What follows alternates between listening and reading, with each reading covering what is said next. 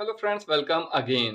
मैं हूं अर्पित और आज के एपिसोड में हम बात करेंगे भारत के प्रधानमंत्री, उसकी शक्तियां और उसके कर्तव्यों के बारे में। ये टॉपिक एग्जाम्स की दृष्टि से बहुत ही इंपॉर्टेंट है और इसकी नोट्स भी आपको इसी वीडियो में मिल जाएगी। तो आइए चलिए शुरू करते हैं।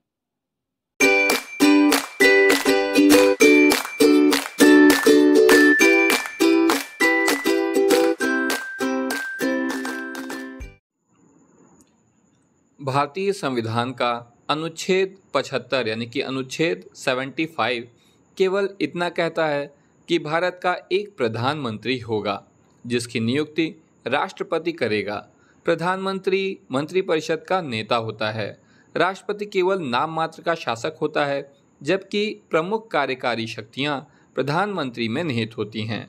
भारत में राष्ट्रपति राष्ट्र का प्रमुख होता है, जबकि प्रधानमंत्री सरकार का प्रमुख होता है।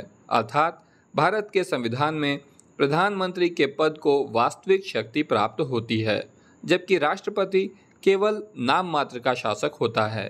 प्रधानमंत्री को पद ग्रहण करने से पूर्व भारत के राष्ट्रपति द्वारा उसे पद एवं गोपनीयता की शपथ दिलाई जाती है। यानी कि प्रधानमंत्री को शपथ कौन दिलाता है? भारत का राष्ट्रपति। अब हम प्रधानमंत्री के कार्य और उसकी शक्तियों के बारे में बात करेंगे। तो सबसे पहले मंत्रिपरिषद के संबंध में प्रमुख कार्य उसके क्या हैं, इन्हें डिस्कस करेंगे। मंत्रिपरिषद मतलब वो जो मंत्रिमंडल होता है, तरह तरह के मंत्री होते हैं, रक्षा मंत्री, वित्त मंत्री और भी बहुत से मंत्री, विदेश मंत्री, तो उसको बोलते हैं मंत्रिपरिषद या मंत्रिमंडल। और प्रधानमंत्री जो होता है वो इस मंत्रिपरिषद का प्रमुख होता है। तो मंत्रिपरिषद के संबंध में उसकी क्या प्रमुख कार्य हैं, आइए देखते हैं।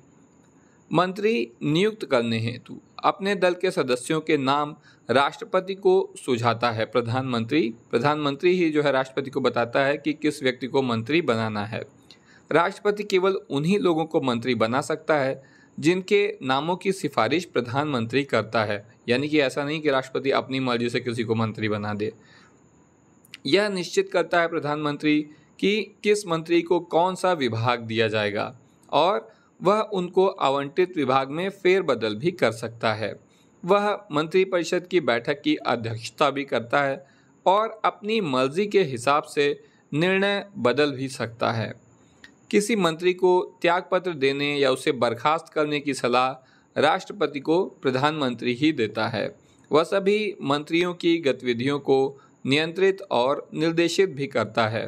वह अपने पद से त्यागपत्र देकर पूरे मंत्रिमंडल को बर्खास्त करने की सलाह भी राष्ट्रपति को दे सकता है।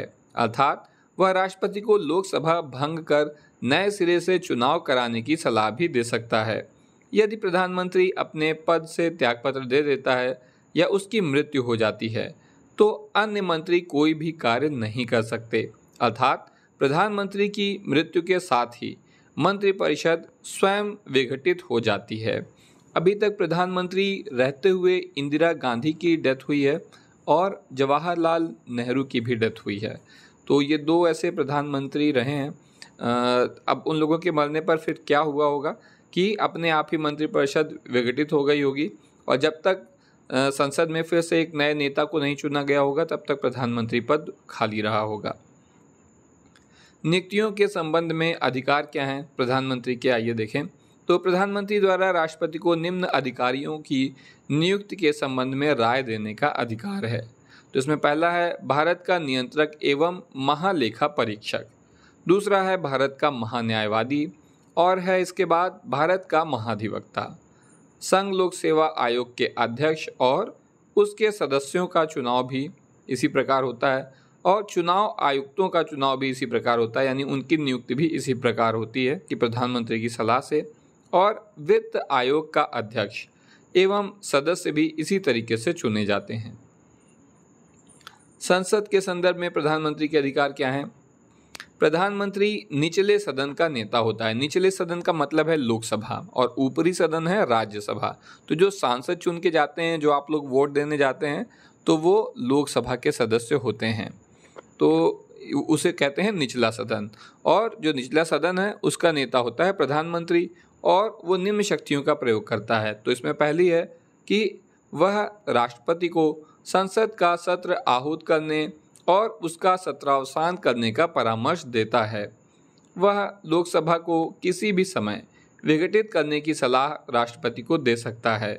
वह सभा पटल पर सरकार की नीतियों की घोषणा करता है। अब हम प्रधानमंत्री की अन्य शक्तियों के बारे में बात करेंगे। तो इनमें पहली है कि वह राष्ट्र की विदेश नीति को मूर्त रूप देने में महत्वपूर्ण भूमिका निभाता है। यानी कि देश का विदेश मंत्री, फॉरेन मिनिस्टर, चाहे जो कोई भी हो, लेकिन प्रधानमंत्री का बहुत ही महत्वपूर्ण रोल होता है विदेश नीति के निर्धारण में। इसके अलावा वह केंद्र सरकार का मुख्य प्रवक्ता होता है। वह सत्ताधारी दल का नेता होता है और योजना आयोग, राष्ट्रीय विकास परिषद, राष्ट्रीय एकता परिषद, अंतर्राज्यीय परिषद और राष्ट्रीय जल संसाधन परिषद का वह अध्यक्ष होता है। आपातकाल के दौरान राजनीतिक स्तर पर आपदा प्रबंधन का प्रमुख होता है प्रधानमंत्री, और वह सेनाओं का राजनीतिक प्रमुख होता है। राष्ट्रपति के साथ अब हम प्रधानमंत्री के संबंध को डिस्कस करेंगे। ये काफ़ी इम्पॉर्टेंट है एग्ज़ाम के भी दृष्टि से। तो आइए चलिए देखते हैं। राष्ट्रपति और प्रधानमंत्री के बीच संबंध निम्न 2 अनुच्छेदों में दिया गया है। तो इनमें से पहला अनुच्छेद है अनुच्छेद 74 यानी आर्टिकल 74। राष्ट्रपति को सहायता एवं सलाह देने के लिए एक मंत्रिपरिषद होगी, ये लिखा है आर्टिकल 74 में, जिसका प्रमुख प्रधानमंत्री होगा और राष्ट्रपति प्रधानमंत्री की सलाह के अनुसार कार्य करेगा। हालांकि राष्ट्रपति मंत्रिपरिषद से उसकी सलाह पर पुनर्विचार करने के लिए कह सकता है और राष्ट्रपति इस पुनर्विचार के बाद दी गई सलाह पर कार्य करने के लिए बाध्य होगा।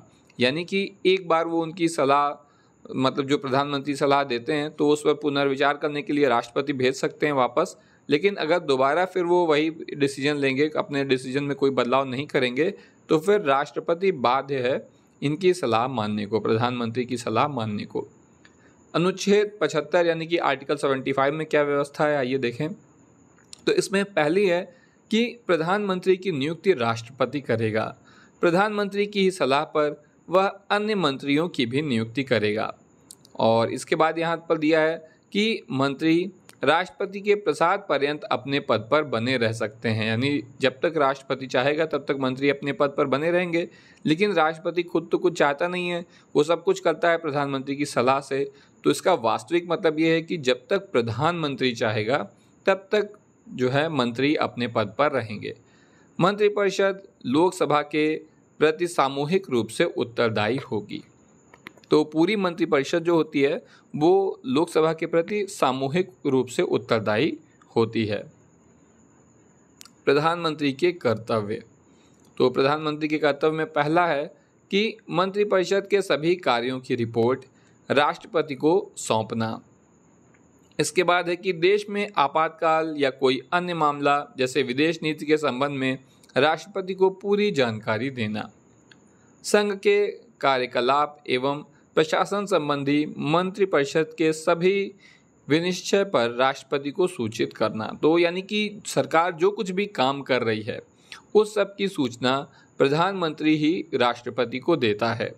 प्रधानमंत्री के कार्यों पर टिप्पणी करते हेतु डॉक्टर अंबेडकर ने कहा कि यदि हमारे संविधान के अंतर्गत किसी कार्यकारी की यदि अमेरिका के राष्ट्रपति से तुलना की जाए तो वह भारत का प्रधानमंत्री होगा, ना कि राष्ट्रपति।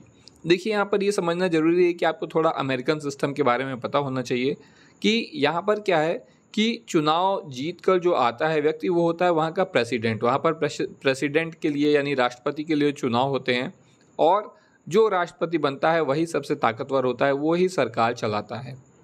जबकि भारत में जो राष्ट्रपति है वो केवल राष्ट्र का प्रमुख है, संवैधानिक प्रमुख है, लेकिन वो सरकार का मुखिया नहीं है। सरकार का मुखिया होता है प्रधानमंत्री।